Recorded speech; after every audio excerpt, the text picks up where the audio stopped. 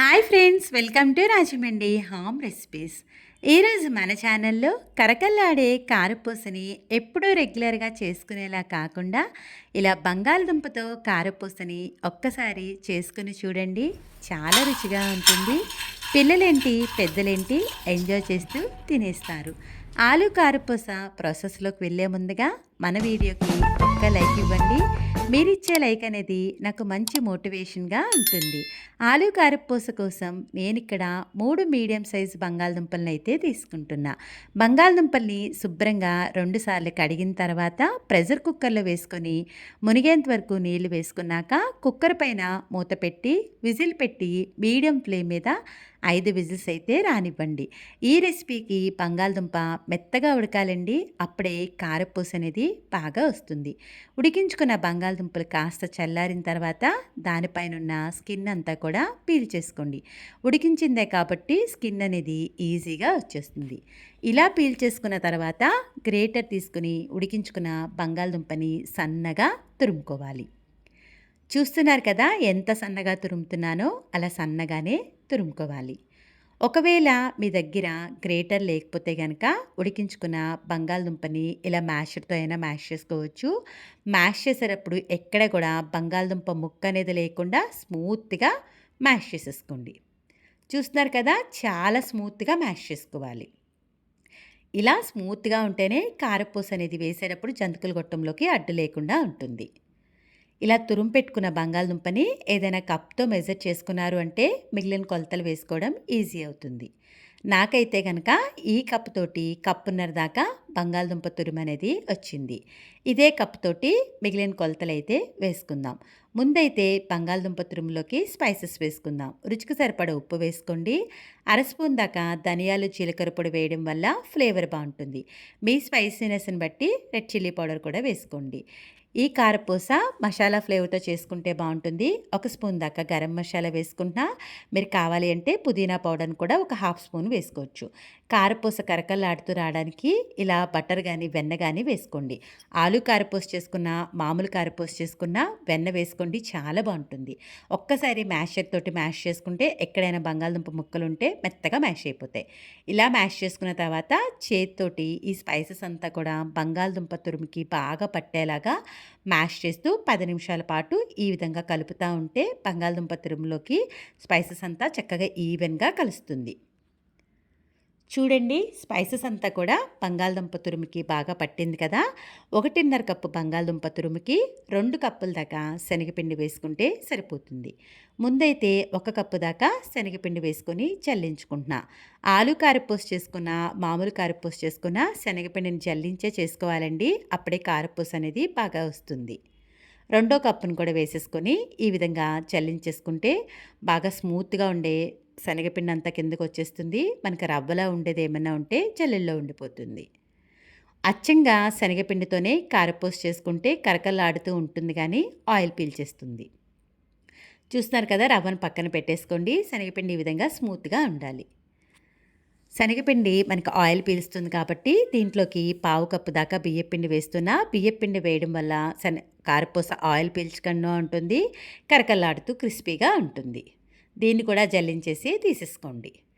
ఇలా స్మూత్గా చేసుకున్న తర్వాత చేతికి ఆయిల్ అప్లై చేసి వాటర్ కానీ ఏమీ వేయకుండా బంగాళదుంపలో ఉండే తడితోటే పిండినైతే బాగా స్మూత్గా కలిపేసుకోవాలి. ఇలా మొత్తం అంతా కూడా బాగా ఈవెన్గా కలిసేలాగా కలిపేసేయండి. ముందైతే అస్సలు వాటర్ వేయొద్దండి. బంగాళదుంపలో మనకి తడి ఉంటుంది, ఆ తడితో కలుపుకోవాలి. ఇలా ముద్దలా కలుపుకున్న తర్వాత కొద్దిగా నీళ్ళని జల్లుకుంటూ కొంచెం స్మూత్గా కలుపుకోవాలి. అలా అని చెప్పి మరీ ఎక్కువ వాటర్ కూడా వేయద్దు. చూసుకుంటూ కొద్దిగా వాటర్ యాడ్ చేసుకుంటూ పిండిని కాస్త స్మూత్గా కలుపుకోవాలి. మరీ పలుచగా కలిపేసుకుంటే కనుక కారపూస ఆయిల్ పీల్చేస్తుందండి. అలా అని మరీ గట్టిగా కలిపేసుకున్న కారపూస చేసేటప్పుడు చేతులు నొప్పొస్తాయి. స్మూత్గా వీడియోలో చూపిస్తున్న విధంగా ఈ విధంగా అయితే కలపండి.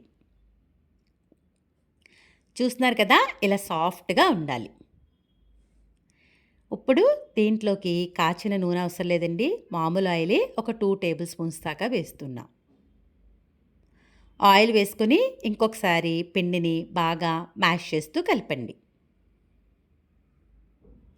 చూస్తున్నారు కదా ఎంత స్మూత్‌గా ఉందో. ఈ విధంగానే ఉండాలి. పల్చగా చేసుకోవద్దు. కొంచెం గట్టిగా ఉండాలి. బట్ స్మూత్‌గా ఉండేలాగా కలిపేసుకోండి. చేత్తో పట్టుకుంటే ఇంత స్మూత్‌గా ఉండాలి. మూత పెట్టేసి 10 నిమిషాల పాటు పిండినైతే నాననిద్దాం. ఈలోగా కారపూస వేసుకోవడానికి ఇలా ప్లేట్‌ని తీసుకొని దానికి ఆయిల్ గ్రీస్ చేసి జంతికల గొట్టంలో ఫిట్ చేసేసుకోండి. జంతికల గొట్టం కూడా ఆయిల్ అంతా లోపలంతా కూడా గ్రీస్ చేసేసుకోండి. ప్రతిసారి చేయనవసరం లేదండి. ఫస్ట్ వాయేసేటప్పుడు మాత్రమే ఇలా జంతికల గొట్టంకి ఆయిల్‌ని అయితే గ్రీస్ చేసుకోవాలి. 10 నిమిషాల తర్వాత పిండిని ఒకసారి తీసుకొని బాగా కలపండి ఒకసారి. ఈ విధంగా మ్యాష్ చేస్తూ కలిపిన తర్వాత ఈ పిండిని 2 పార్ట్స్‌గా డివైడ్ చేసుకోండి. చేసుకొని కొద్దిగా పిండిని తీసుకొని జంతికల గొట్టంలోకి పెట్టుకోవాలి. పెట్టేటప్పుడు పైన కొంచెం గ్యాప్ ఉండేటట్టుగా చూసుకోండి. చూపిస్తున్నాను కదా! ఇలా కొంచెం గ్యాప్ ఉండాలి. ఒక్కసారి చెక్ చేద్దాము. చూస్తున్నారు కదా! కారపూస అనేది చాలా బాగా వస్తుంది.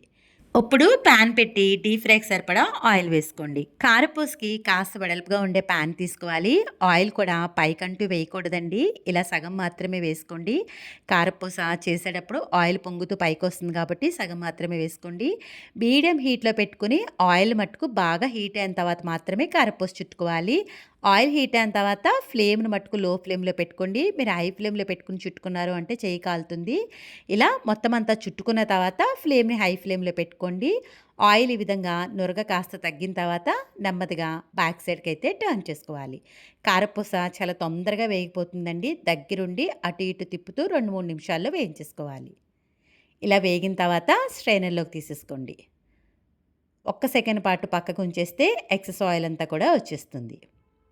చూస్తున్నారు కదా ఎంత బాగా వచ్చిందో. రెండో వాయ కారపూస వేసేటప్పుడు కూడా ఆయిల్ బాగా హీట్ అయి ఉండాలి.